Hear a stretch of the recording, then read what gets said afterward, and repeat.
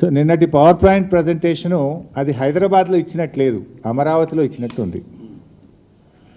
ఆ పీపీటీ చూసిన వాళ్ళకి ఏమనిపిస్తుంది అంటే ఇది తెలంగాణ ప్రభుత్వం తయారు చేసిందా లేక చంద్రబాబు నాయుడు గారు తయారు చేసి అమరావతికి వెళ్ళి ఈయనకు పంపిండా అనేటువంటి అనుమానం మాత్రం ఎవరికైనా కలుగుతుంది. ఇలా బనకచెర్లను ఆపాలనే చిత్తశుద్ధి మీకుంటే మీరు చూపాల్సింది ఏంటిది?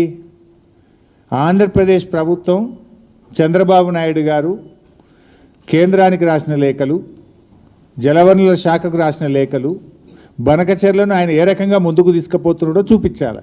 అది చూపించిందా మీరు? దాని గురించి ఎక్కడా ప్రస్తావన లేదు. చంద్రబాబు గారు బనకచెర్ల మీద కేంద్రానికి రాసిన లేఖలు కానీ ఆయన మాట్లాడిన మాటలు కానీ నీ పవర్ పాయింట్ ప్రజెంటేషన్లో ఎక్కడ నువ్వు చూపలేదు, దానికి స్థానం దొరకలేదు.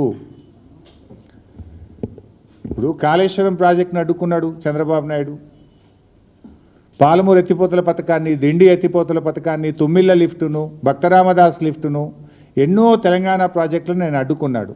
దానికి ఎందుకు నీ పీపీటీలో చూపించలేదు?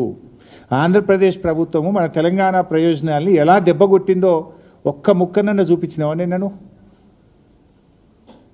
అంటే బనకచెర్ల గట్టే బాబేమో రేవంత్ రెడ్డికి బంగారమో లెక్క కనబడుతుండ్రు, బనకచెర్లను ఆపాలని పోరాటం చేస్తున్న బీఆర్ఎస్ పార్టీ ఏమో ఈయనకు సచినపాము లెక్క కనబడుతుంది. మరి సచినపామే అయితే ఎందుకు కళలు కూడా బీఆర్ఎస్ పార్టీని కలవరిస్తున్నావు?